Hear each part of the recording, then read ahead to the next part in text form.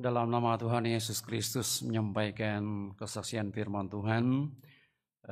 Pertama-tama sekali saya ucapkan salam damai sejahtera, salam sahabat, salam pertemuan kepada rekan sekerja, para pendeta, deacon, penatua, deaconess, saudara dan saudari yang dikasihi, diberkati dalam Tuhan Yesus Kristus.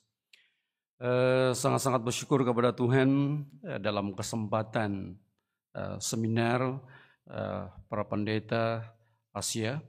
Maka kami dari Sabah khususnya datang ke Indonesia ini seramai lebih kurang 32 pendeta bersama dengan para penginjil datang ke Indonesia beramai-ramai untuk melihat, mengunjungi saudara dan saudari kita di tempat ini.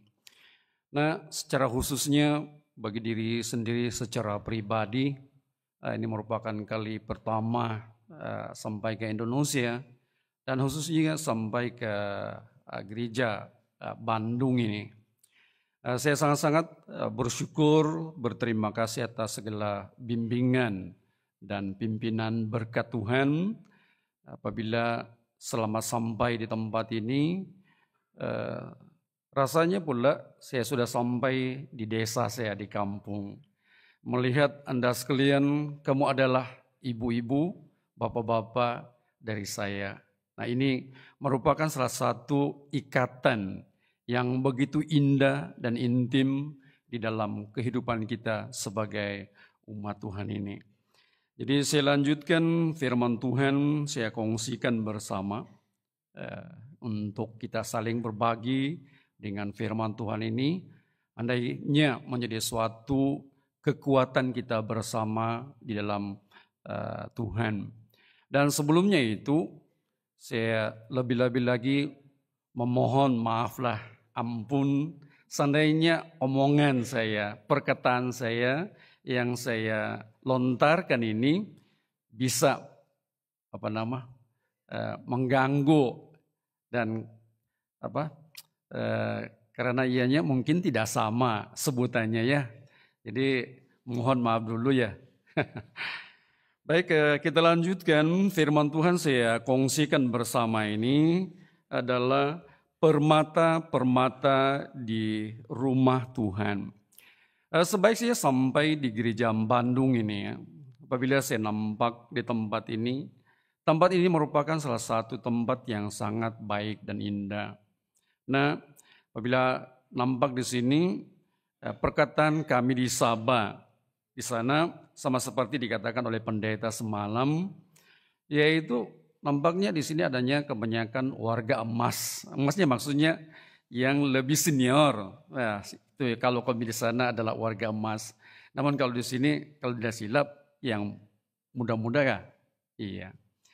Baik, apabila nampak melihat semua jemaat di sini, jemaat adalah tubuh Kristus. Dan melihat Anda semua merupakan salah satu yaitu permata-permata yang ada dalam gereja kita di Bandung ini. Baik, terlebih dahulu kita akan lihat seperti mana dalam firman Tuhan ini.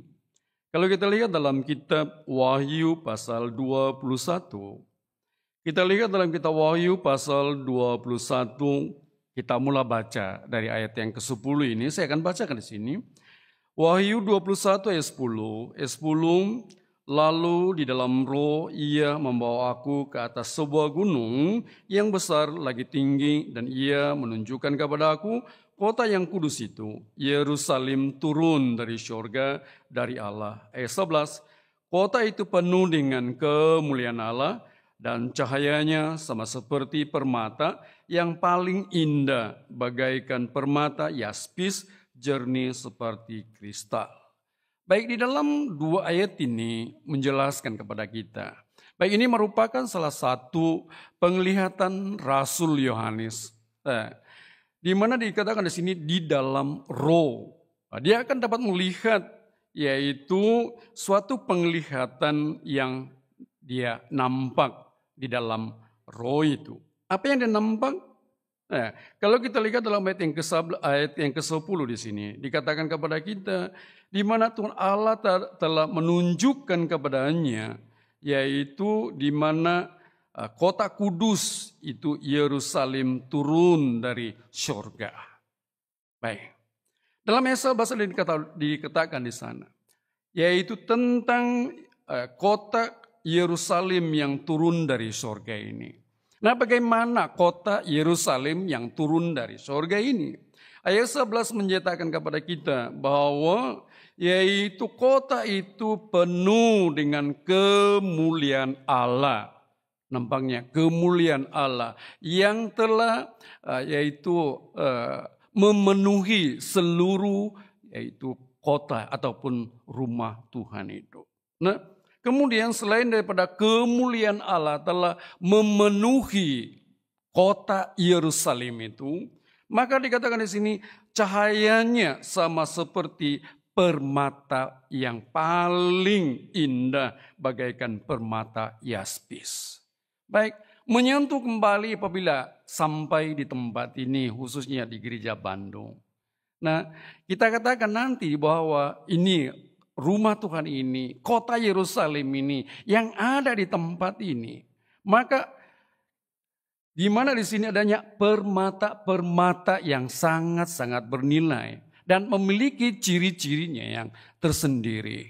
Nah, apabila kita melihat di depan ini ya, nampaknya begitu indah, begitu megah. Ini merupakan salah satu rumah Tuhan yang sangat-sangat indah. Dan kita katakan bahwa di rumah Tuhan ini penuh dengan kemuliaan Tuhan. Jadi pagi ini kita akan melihat yaitu bagaimana permata-permata yang tinggal, yang ada dalam bait suci Tuhan ini. Nah, ini yang dapat kita lihat dan kita dapat pelajari bersama-sama. Baik, yang pertama kita akan melihat, kalau kita lihat kembali dalam Wahyu 21 ini, yaitu dikatakan di sini sama seperti permata yang paling indah, bagaikan permata yaspis jernih seperti kristal. Jadi ini maksudnya melihat permata itu, maka tentu sekali pertama yang dapat kita lihat bahwa sesungguhnya permata itu memainkan peranannya yang sangat indah. Maksudnya permata, apabila kita melihat di sini saya nampak, yaitu dia nampak suatu kilauannya. Kilauan kalau sini kilauannya. Satu sinaran yang ada kepada bait suci Tuhan itu. Jadi maksudnya di sini pertama itu ciri-ciri daripada permata-permata yang ada dalam rumah Tuhan itu adalah permata yang mampu mengeluarkan cahayanya. Baik. Kalau kita melihat kembali kita lanjutkan dalam pembacaan, tapi saya tidak akan baca ya. Ayat 19 ayat 20. Di mana di sana dikatakan kepada kita permata-permata itu semuanya berkilau-kilauan cahayanya. Jadi ini yang dapat kita perhatikan. Jadi apa maksudnya hari ini saudara dan sekalian? Bapak-bapak ibu yang sangat-sangat dikasihi diberkati dalam Tuhan. Maksudnya di sini, ciri pertama permata ini adalah dia berkilau-kilauan. Maksudnya di dalam suatu kehidupan umat Tuhan pada hari ini, bagaimana? Kita adalah permata-permata yang ada di dalam rumah Tuhan ini. Jadi maksudnya setiap kita ini memiliki suatu kilauannya yang tersendiri. Baik, kalau kita lihat dalam kitab Filipi pasal yang kedua. Kita lihat dalam kitab Filipi pasal yang kedua, nah kita baca ayat yang ke-15, ayat 15, supaya kamu tidak beraib dan tidak bernoda sebagai anak-anak Allah yang tidak bercela di tengah-tengah angkatan yang bengkok hatinya dan yang sesat ini, sehingga kamu percaya di antara mereka seperti bintang-bintang di dunia. Baik saudara dan saudari, bapak-bapak ibu yang dikasihi diberkati dalam Tuhan. Nah seharusnya sebagai umat Tuhan, kita merupakan permata-permata yang ada di dalam rumah Tuhan ini. Maka tentu sekali setiap permata itu bukankah adanya cahaya, kilauannya tersendiri. Nah, merujuk kembali apa yang diperkatakan oleh Paulus di sini kepada jemaat di Filipi di masa lalu. Katanya, supaya kamu tidak beraib. Aib maksudnya suatu perkara yang tidak baik, bukan kan? Dan tidak bernoda. Nah, sebagai anak-anak Allah, siapa anak-anak Allah? Kitalah adalah anak-anak Allah. Nah, anak-anak Allah memainkan peranan yang sangat penting di dalam kota Yerusalem ini. Nah, bagaimana dikatakan di sini? Yaitu sehingga kamu bercahaya di antara mereka. Bercahaya di antara mereka. Maksudnya, kita sebagai anak-anak Tuhan ini, apabila kita keluar sana, di luar masyarakat, kalau sahabat bilang di luar masyarakat, di luar sana ya. Nah, kita sebagai umat Tuhan ini dapat jelas menampakkan kekristenan kita. Kehidupan kita sebagai Kristen itu kita dapat pancarkan, sinarkan sesuatu yang lebih bernilai, lebih berharga dalam kehidupan kita. Apa maksudnya? Dalam ayat 15 di sini dikatakan kepada kita, yaitu menyentuh tentang perbuatan-perbuatan di dalam kehidupan kita. Maksudnya sesuai dengan firman Tuhan ini, maka tentu sekali setiap permata-permata ini memiliki kilauannya tersendiri. Supaya cahayanya ini dapat dipencarkan ke seluruh masyarakat umumnya. Nah, di dalam Wahyu pasal 19, kita kembali dalam kitab Wahyu 19. Nah, kita baca dari ayat yang kita lihat ayat 8. Sememangnya dari ayat 7 ya. Ayat 8, dan kepadanya dikaruniakan supaya memakai kain lenan halus yang berkilau-kilauan dan yang putih bersih. Linan halus itu adalah perbuatan-perbuatan yang benar dari orang-orang kudus. Jelas saudara, bapak-bapak ibu yang dikasihi diberkati. Nah, dalam ayat ini menjelaskan kepada kita, yaitu dikaruniakan supaya memakai pakaian apa? Bukannya hari ini kita memakai pakaian ini ya. Namun pakaian yang dikatakan dalam ayat ini adalah jelas sekali dalam kalimat bahwa. Nah, di sini dikatakan kepada kita, kain lenan halus yang berkilau-kilauan dan yang putih bersih itu ditujukan kepada apa? Nah, lenan halus itu adalah perbuatan-perbuatan yang benar. Dari siapa? Dari kita, orang-orang kudus. Orang-orang kudus ini. Jadi nampaknya ya Tuhan mau bagi kita, setiap kita ini dapat menampakkan sesuatu perbuatan yang jelas. Nah, yang jelas bagaimana perbuatan yang baik dapat memimpin orang ke dalam jalan kebenaran. Maksudnya di sini bahwa setiap kita ini secara individunya bahwa sesungguhnya kita ini akan memainkan peranan, memiliki sesuatu perbuatan yang baik. Tidak macam di luar sana saudara sekalian, bahwa sesungguhnya perbuatan kita ini sesuai dengan firman Tuhan. Jangan kiranya perbuatan kita ini sama dengan mereka yang di luar sana. Tetapi bagi kita yang berada dalam kota Yerusalem ini, maka sesungguhnya, karena dalam kota Yerusalem ini penuh dengan kemuliaan Tuhan itu. Dan sesungguhnya anak-anak Tuhan di dalam rumah Tuhan, permata-permata itu seharusnya akan mengeluarkan cahaya yang lebih indah. Nah, jelas sekali saudara sekalian, apa yang dapat kita lihat sebagai umat Tuhan ini, perlulah kita memakai pakaian yang indah-indah. Bukannya pakaian indah sekarang ini ya, pakaian yang di dalam rohani kita, perbuatan kita sesuai dengan permintaan Tuhan. Nah, jelas sekali dalam, kita lihat satu ayat lagi, di dalam 1 Petrus ya, 1 Petrus pasal yang kedua. 1 Petrus pasal yang kedua ayat 12, senang ayat ini diingat. Nah, 1 Petrus pasal yang kedua ayat 12. Nah ayat 12, milikilah cara hidup yang baik di tengah-tengah bangsa-bangsa bukan Yahudi, supaya apabila mereka memfitnah kamu sebagai orang durjana, mereka dapat melihatnya dari perbuatan-perbuatanmu yang baik dan memuliakan Allah pada hari melawan mereka. Jelas sekali di sini dikatakan setiap kita sebagai permata-permata Tuhan ini, yaitu dikatakan milikilah cara hidup yang baik. Maksudnya di sini setiap kita. Jangan bilang, oh bapak saya adalah pendeta, bapak saya penatua, bapak saya diaken, atau pendeta saya ikut dia. Bukan. Tentu sekali setiap kita ini, setiap secara individunya.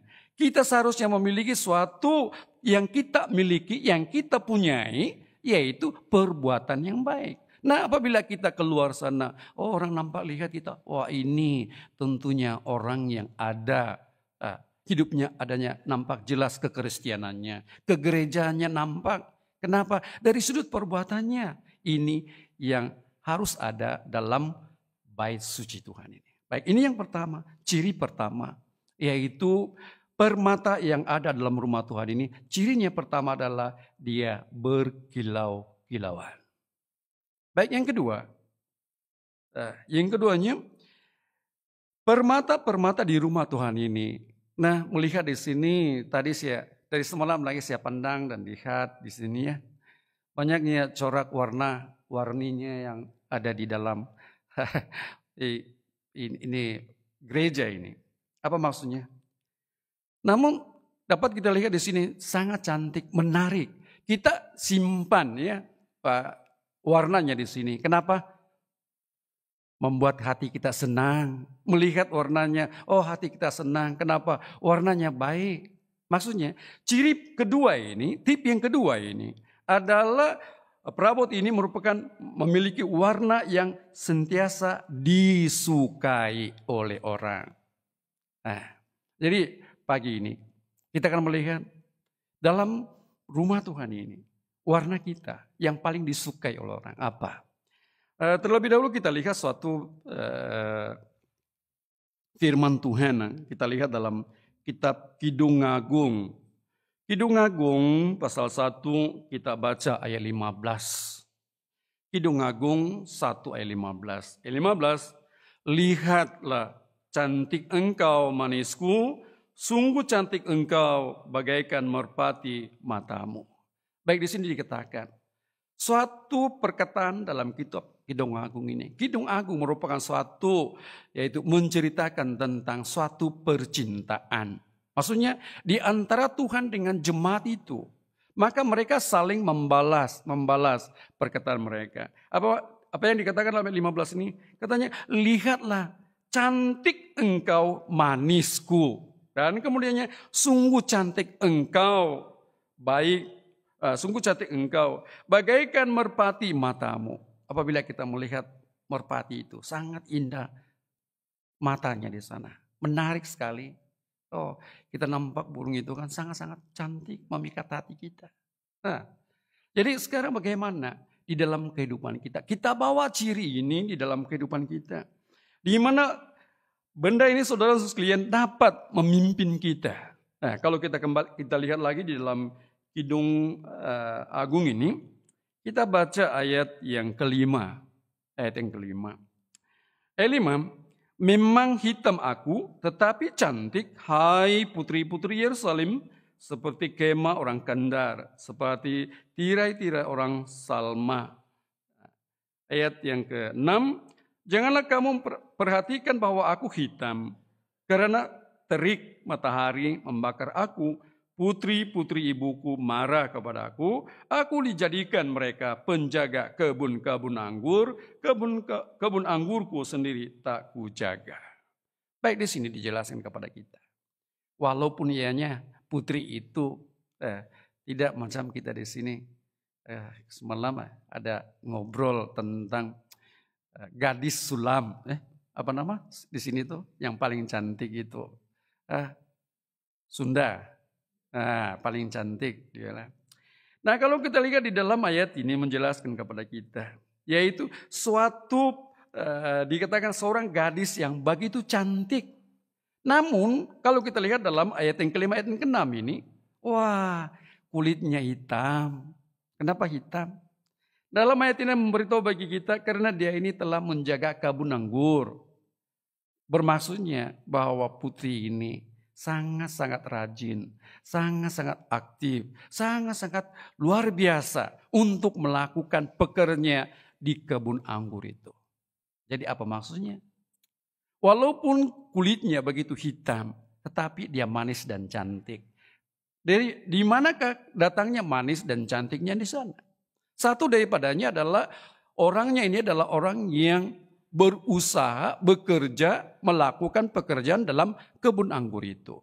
Maksudnya hari saudara sekalian, satu adalah pelayanannya begitu cantik. Dia melakukan seluruh pekerjaannya, pelayanannya di dalam rumah Tuhan. Sehingga kan ini berkata, oh engkau hitam. Walaupun saya hitam tetapi katanya dia melakukan pekerjaannya. Itu kecantikannya adalah dari sudut kerja pelayanannya. Maka orang ini adalah yang paling disukai oleh orang. Nah, sangat bersyukur kepada Tuhan setelah sampai di tempat ini. Mengunjungi tempat ini bagi diri saya sendiri secara amnya. Khususnya kepada kami daripada pendeta Sabah. Apabila sampai di Indonesia ini, begitu indah pelayanan itu, begitu manis pelayanan itu. Nah, kenapa bertungkus lumus untuk melayani, melakukannya?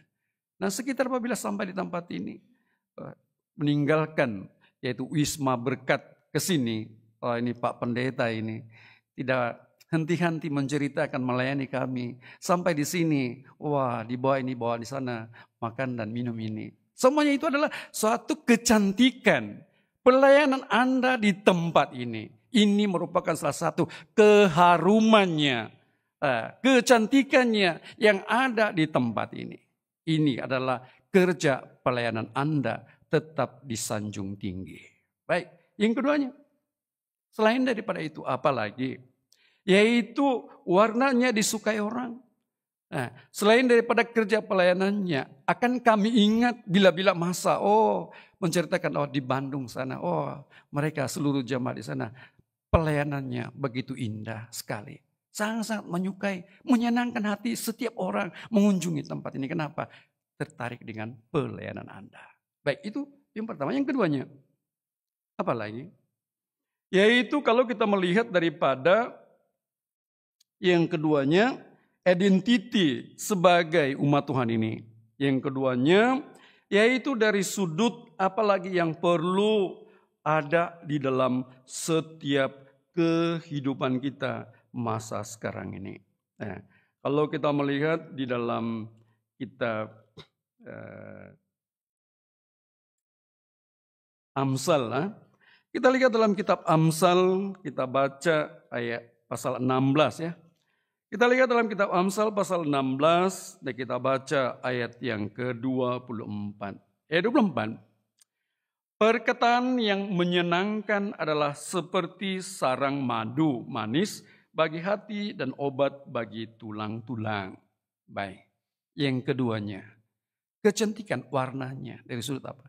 Tadinya pelayanan.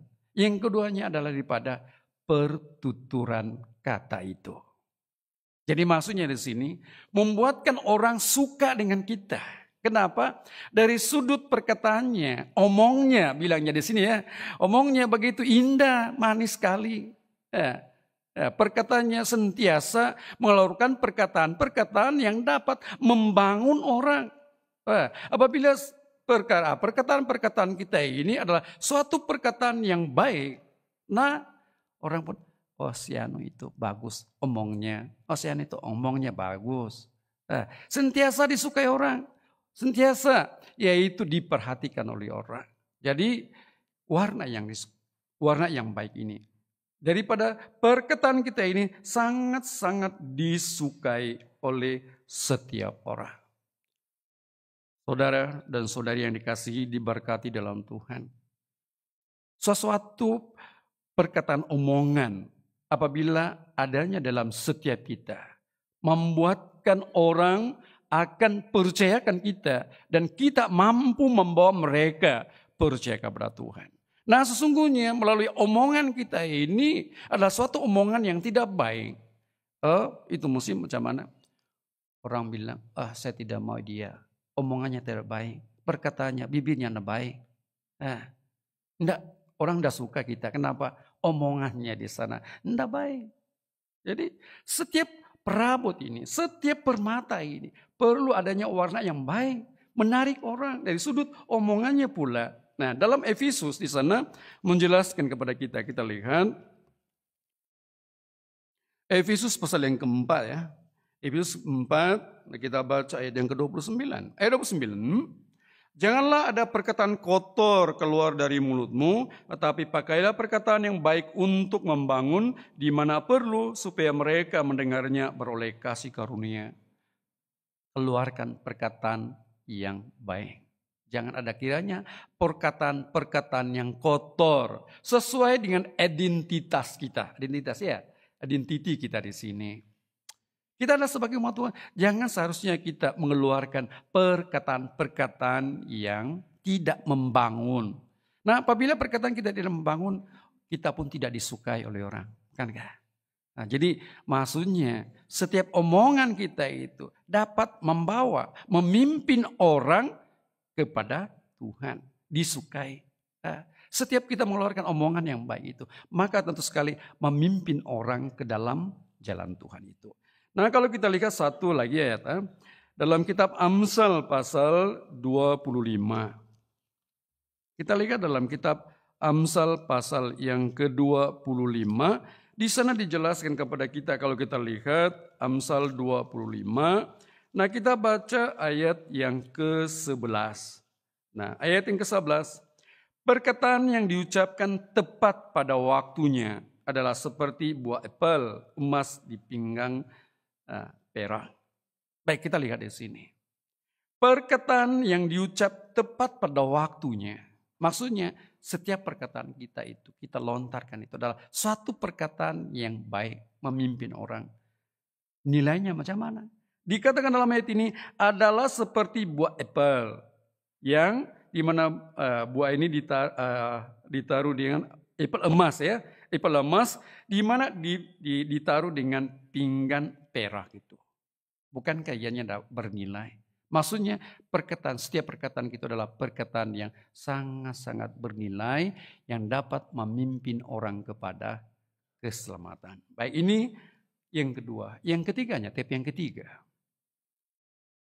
Bagaimana ataupun ciri-ciri permata di dalam rumah Tuhan ini. Nah, yang ketiganya yaitu permata ini sangat-sangat keras. Keras ya Bapak Pendeta. Keras. Nah, kalau itu permata adalah permata yang tidak keras. Kita simpan cepat hancur. Tetapi permata yang indah ini. Permata ini adalah memiliki suatu cirinya yang sangat-sangat keras. Jadi maksudnya simbol keras ini apa? Kita lihat dalam 1 Petrus itu. Kita lihat dalam kitab 1 Petrus pasal 1. 1 Petrus pasal 1, nah kita baca ayat, mulai daripada ayat yang kelima ya. 1 Petrus pasal 1 ayat 5. Ayat 5, yaitu kamu yang dipelihara dalam kekuatan Allah karena imanmu sementara kamu menantikan keselamatan yang telah tersedia untuk dinyatakan pada zaman akhir. 6, bergembiralah akan hal itu sekalipun sekarang ini kamu seketika harus berduka cita oleh berbagai-bagai pencobaan. Baik, di sini dikatakan kepada kita. Oleh kekuatan Allah. Dalam ayat yang kelima di sini dikatakan kepada kita, kamu yang telah dipelihara dalam kekuatan Allah. Kenapa? Karena iman kamu. Bapak-bapak ibu yang dikasihi diberkati dalam Tuhan. Nah, bagi kita yang memiliki sesuatu kekuatan itu. Nah, kan permata ini simbolnya, yaitu benda yang keras, karena itu adalah daripada iman kita.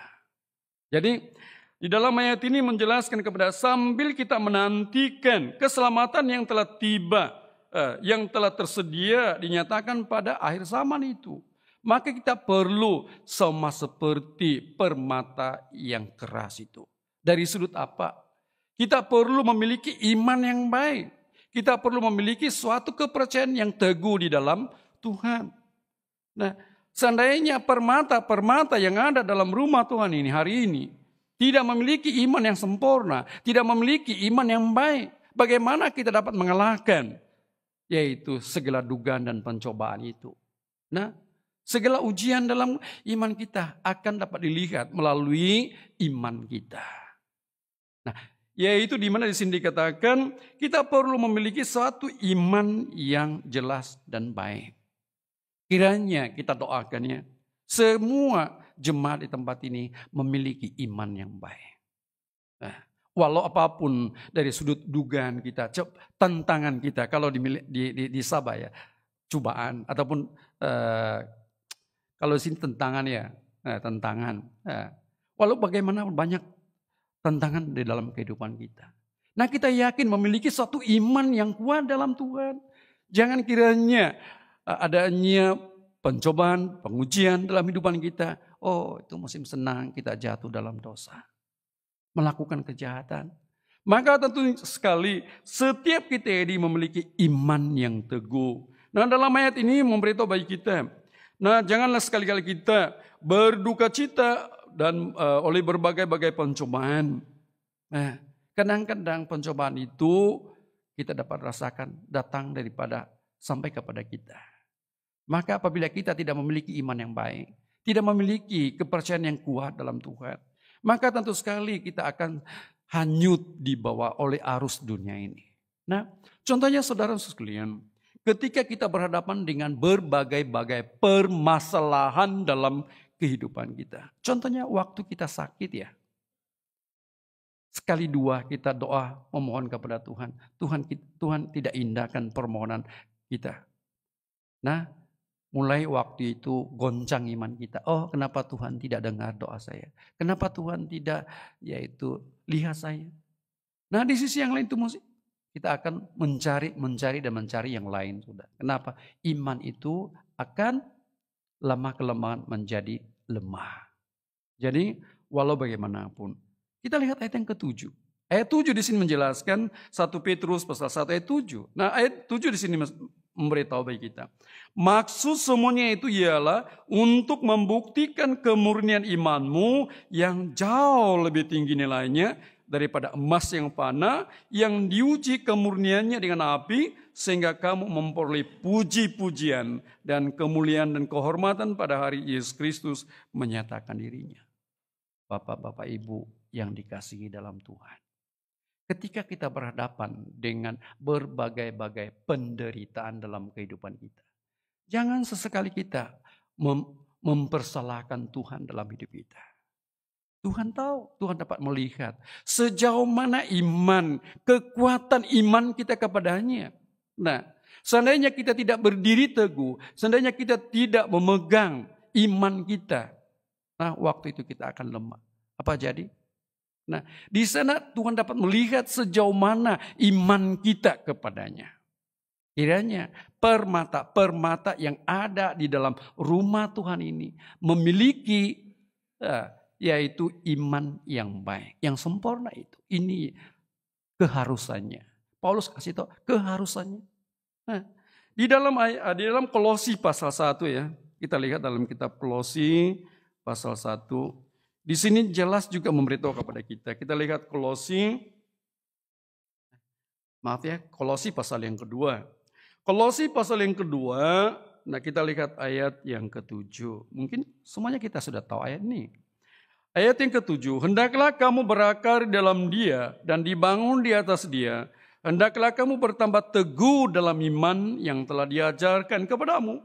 Dan hendaklah hatimu melimpah dengan syukur. Kita perhatikan dalam ayat ini. Yaitu kata pertama. Katanya di sini adalah hendaklah kamu berakar di dalam Dia. Akar itu sangat penting ya. Kalau itu pokok tidak ada akar yang baik. Kita tahu kalau sebutannya di sini akar tunjang yang sampai di dasar ya.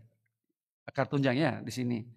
Seandainya pokok itu tidak ada akar tunjangnya yang masuk ke dalam itu ya. Itu pokok. Apabila angin datang melanda, dia akan rebah. Tetapi pokok memiliki akar tunjang sampai masuk ke dalam. Dia memiliki suatu sumber kekuatan keteguhan pokok itu. Jadi maksudnya di sini bahwa jemaat Tuhan, umat Tuhan yang memiliki keteguhan dalam iman. Dalam ayat ini memberitahu bagi kita bertambah teguh di dalam iman. Maksudnya iman kita ini senantiasa kuat dan teguh. Walau bagaimanapun yaitu badai melanda bagi kita. Walau bagaimanapun banyak tentangan dalam kehidupan kita. Namun pastinya kita akan tetap berdiri di dalam Tuhan dalam iman yang baik. Ini perkara yang ketiga. Permata itu keras ya. Simbolnya adalah iman yang kuat di dalam Tuhan. Kita doakan semuanya jemaat di sini, umat-umat Tuhan di sini memiliki iman yang baik. Baik, yang terakhir. Yang terakhirnya bagaimana ciri-ciri, yaitu permata yang ada dalam rumah Tuhan ini. Nah, yang terakhirnya adalah permata itu adalah permata yang sangat-sangat bernilai. Sangat-sangat bernilai. Tadinya kita sudah mampu belajar tentang iman. Kita telah belajar tentang kualiti kerohanian setiap seorang itu. Perbuatan orang itu. Apalagi yang sangat-sangat bernilai di dalam kehidupan sebagai umat Tuhan ini. Nilainya di mana? Letaknya nilai itu di mana? Kalau kita melihat di dalam firman Tuhan ini menyatakan kepada kita. Kita lihat dalam kitab 1 Korintus pasal yang ke-13. 1 Korintus 13 ayatnya pun 13 juga. Senang diingat ya. 1 Korintus 13 ayat 13. Ayat 13, demikianlah tinggal ketiga hal ini, yaitu iman, pengharapan, dan kasih. Dan yang paling besar diantaranya ialah kasih. 3 dikatakan di dalam firman Tuhan ini. Nah, 1 dikatakan di sini yaitu mencatatkan kepada kita tentang iman itu. Dan yang keduanya adalah pengharapan. Dan yang ketiga adalah kasih. Dan dalam 3 perkara ini paling utamanya apa? Paling utamanya nilainya di sana apa? Nilainya di sana adalah kasih itu. Bapak-bapak ibu yang dikasihi diberkati dalam Tuhan. Kiranya kita sekalian nilai kita ini letaknya di mana? Nilai kita di sini yang akan diingat oleh Tuhan, yang diingat oleh setiap orang. Apa? Intinya adalah kasih itu. Kenapa saya katakan bahwa nilai utamanya adalah kasih itu?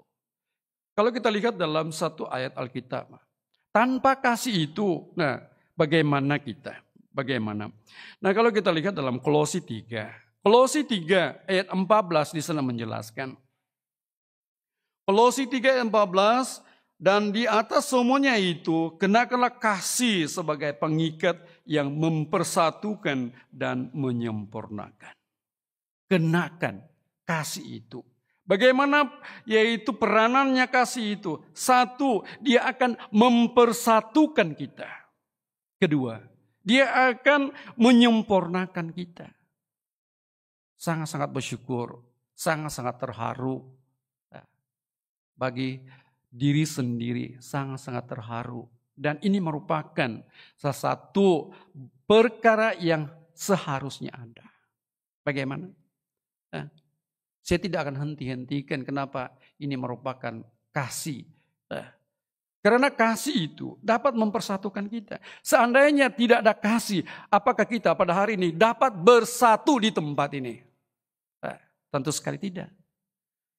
Kalau adanya kebencian ada di tengah-tengah di kalangan jemaat Tuhan, tentu sekali rumah Tuhan itu akan bercerai-berai ya, bercerai-berai.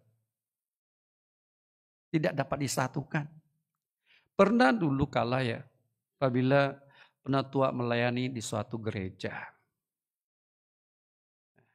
Pada Sabat sore itu, di awal pagi pun penatua berdiri menyampaikan firman Tuhan. Di patang hari, di sore hari itu. Karena gerejanya sama seperti ini ya, kalau di sana di tingkat 2 gerejanya. Jadi waktu itu apabila penatua menyampaikan khotbah, wah, penatua sangat-sangat gembira, terharu. Kenapa? Kedatangan seluruh jemaat pada waktu itu, menurut itu kepala gereja itu, yang belum datang, sudah datang. Waktu itu dengar penatua datang, mereka datang. Nah, hati saya sangat-sangat bersyukur. Kenapa? Dapat melihat mereka di mana mereka datang. Nah, setelah selesai menyampaikan khotbahnya, hati penatua ingin ketemu setiap jemaat itu. Kenapa? Adanya rasa rindu kepada mereka. Kenapa? Lama tak jumpa. Kemudian selesai saja, penatua turun di mimbar ya, duduk di sana, buka itu tali leher. Sekali pandangnya, kosong gereja. Kemana jemaatnya? Semua terus jalan. Semua terus jalan. Jadi sempat menatua, yang tinggal ada 5 orang saja. Itu pun yang tinggal, kira uangnya, uang Sabat itu. Itu penatua, hati penatua sangat-sangat kecewa ya, kecewa. Kemudian dilihat semua naik mobil sendiri. Kemudian saya jumpa kepala gereja itu. Kenapa jemaat begini? Kenapa jemaat begitu? Karena adanya di kalangan jemaat itu tidak bersatu hati. Karena adanya dalam kalangan jemaat itu tidak adanya kesatuan di dalam kasih Tuhan itu. Nah, tidak ada kesatuannya. Jadi sangat-sangat sedih. Pada peringkat awalnya saya begitu terharu. Titis air mata karena terharu melihat mereka datang. Tetapi titis air mata karena mereka meninggalkan. Tidak ada kesatuan mereka. Jadi ini menampakkan jelas saudara sekalian ya. Dalam gereja kita, nilainya di sini adalah kasih itu. Nah, kalau kita kembali kepada 1 Korintus tadi ya. Kalau kita kembali kepada 1 Korintus pasal 13 itu. Nah, kalau kita baca bermula daripada ayat 1 sampai yang ketiga. Saya akan bacakan di sini dan kalian menikmati satu persatu daripada perkataan firman Tuhan ini. Nah, sekalipun aku dapat berkata-kata dengan semua bahasa manusia dan bahasa malaikat, tetapi jika aku tidak mempunyai kasih, aku sama sekali gong yang berkumandang dan canang yang gemerincing. Ayat 2, sekalipun aku mempunyai karunia untuk bernubuat dan aku mengetahui segala rahasia dan memiliki seluruh pengetahuan, dan sekalipun aku memiliki iman yang sempurna untuk memindahkan gunung, tetapi jika aku tidak mempunyai kasih, aku sama sekali tidak berguna. Ayat 3, dan sekalipun aku membagi-bagikan segala sesuatu yang ada padaku, bahkan menyerahkan tubuhku untuk dibakar, tetapi jika aku tidak mempunyai kasih, sedikit pun tidak ada faedahnya bagiku. Baik, kalau kita melihat perkataan yang diungkapkan oleh Paulus di sini. Sekalipun kita ini memiliki berbagai-bagai bahasa malaikatnya ya. Tapi kalau kita tidak ada kasih itu, tidak ada gunanya juga. Ia seumpama seperti gong yang berkumandang, namun gong itu ya tidak ada isi. Nah, kan dalam ayat yang kedua, sekalipun aku memiliki karunia untuk bernubuat maksudnya berkhotbah, menyampaikan firman Tuhan. Tetapi kalau tidak ada kasih itu, nah sama sekali tidak ada gunanya. Ayat yang ketiga, kalau tidak ada kasih, tidak ada faedah katanya. Jadi saudara dan kawan-kawan yang dikasihi dalam Tuhan, yang bernilai dalam permata yang ada dalam rumah Tuhan itu adalah kasih itu. Biar kiranya kasih itu adanya di tengah-tengah jemaat Tuhan pada hari ini. Ini yang kita mau, supaya bagaimana jemaat itu dapat bersatu padu, gereja teguh. Karena apa? Karena adanya kasih yang ada dalam setiap hati jemaat Tuhan itu. Ini yang perlu kita miliki dalam kehidupan kita. Nah, Filipi pasal 1 ayat 9 hingga 11, kamu catat ayat ini saja. Tidak bisa saya baca karena waktu kita. Filipi 1 ayat 9 hingga 11, kiranya kasih kalian Anda ini semakin lama semakin berkelimpahan. Nah, sekali lagi saya ucapkan syukur kepada Tuhan sampai di tempat ini. Saya merasa terhutang. Kenapa? Kenapa saya merasa terhutang? Kasih jemaat di sini dapat dirasai. Dapat dirasai. Ini sangat-sangat indah. Inilah nilainya. Inilah harganya. Kalau kami di Sabah bilangnya harganya. Nilainya di sana. Kasih itu sangat-sangat ada. Mencerminkan suatu kehidupan dalam kehidupan kita sesama. Jadi oleh demikian, saudara sekalian, biarlah kasih itu semakin lama semakin bertambah di dalam setiap kehidupan jemaat Tuhan. Inilah yang ada dalam rumah Tuhan, yaitu Yerusalem yang turun dari surga yang ada pada hari ini. Kiranya permata-permata yang ada dalam rumah Tuhan ini dapat mempamerkan suatu identitasnya yang sangat-sangat indah. Baik, sebagai satu kesimpulannya kita lihat satu ayat ini. Kita lihat dalam kitab 1 Petrus pasal yang kedua ya. 1 Petrus pasal yang kedua, kita lihat ayat yang kelima. 1 Petrus pasal yang kedua, saya bacakan ayat 5. Dan biarlah kamu juga dipergunakan sebagai batu hidup untuk pembangunan suatu rumah rohani, bagi suatu umat kudus untuk mempersembahkan persembahan rohani yang karena Yesus Kristus berkenan kepada Allah. Baik, kiranya kalian Anda semua dipakai menjadi batu hidup untuk kemuliaan nama Tuhan. Baik, Tuhan memberkati kita. Firman Tuhan sampaikan sampai sini. Tuhan berkati.